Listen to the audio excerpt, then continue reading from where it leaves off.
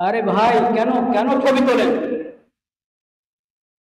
Camera নিয়ে, smartphone নিয়ে আমরা মসজিদের ভিতরে না ঢুকি। একটা বিষয় এতবার কেন বলতে হবে? জুমার দিন আল্লাহর ঘর মসজিদে আসছি জুমার নামাজের জন্য। এটা তো এবাদত। এবাদত তো পরিদর্শন করার জন্য নয়।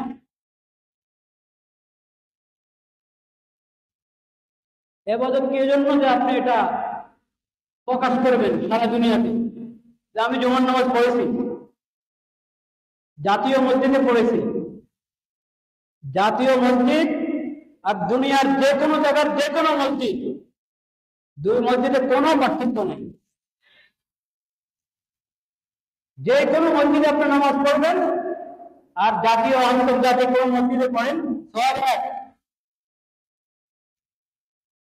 মসজিদ হলো মসজিদে হারাম, মসজিদে নববী, মসজিদে আকসা, বাইতুল মাকদিস। এই তিন মসজিদের ভিন্ন ভিন্ন আলাদা করে ফজিলত আল্লাহর পক্ষ থেকে নবী করিম সাল্লাল্লাহু আলাইহি ওয়াসাল্লাম ঘোষণা করেছেন। এছাড়াও সকল মসজিদে ফজিলত বরাবর, যে কোনো জামে মসজিদ আর এই জামে মসজিদ বরাবর।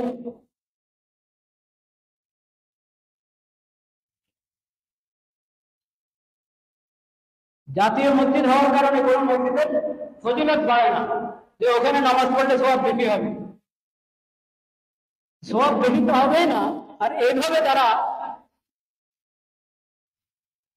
করার জন্য নিজেকে ক্যামেরা নিয়ে আসবে এবং স্মার্টফোন নিয়ে আসবে, যেটা ক্যামেরার দাদা, তাদের তো আছে সওয়াব চলে যাবে। আপনি যদি বলেন যে আমি মুসলিমদেরকে মহব্বত করি, খতিব সাহেবকে মহব্বত করি, মহব্বত না আমি ধারণ করতে পারছি। মহব্বতের কারণে আপনি মোবাইলে ধারণ করবেন না, দিলে ধারণ করেন। দিলে ধারণ করেন, ক্যামেরাতে মোবাইলে ধারণ করবেন না। আর আপনি তো ধারণ করে রাখেন না। বেশিরভাগ মানুষের এটা ইয়ে করে হলো নুমায়াসের জন্য, এটা তো মানে পরে ছাড়বে নেটে, শেয়ার করবে।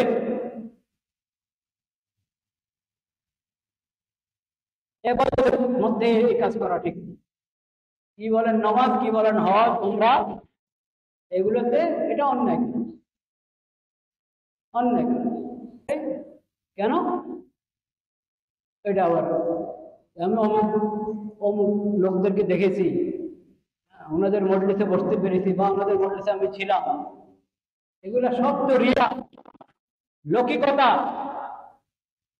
আপনি হয়তো নিয়োগ করছেন না লৌকিকতা, কিন্তু লৌকিকতা হয়ে যাচ্ছে, লোক দেখানো হয়ে যাচ্ছে। যে কোনো কাজ করবেন আল্লাহ সন্তুষ্টির জন্য করবেন। আপনি ভাবছেন যে আমি মোবাইলটা ধরে আবার একটা টিপ মারলাম, এটা কোনো কাজে করে? এটাও কাজ, অনেক বড় কাজ। এই কাজ কি জন্য করছেন, কি উদ্দেশ্যে করছেন, কি নিয়তে করছেন, ওটা আপনাকে ভাবতে হবে।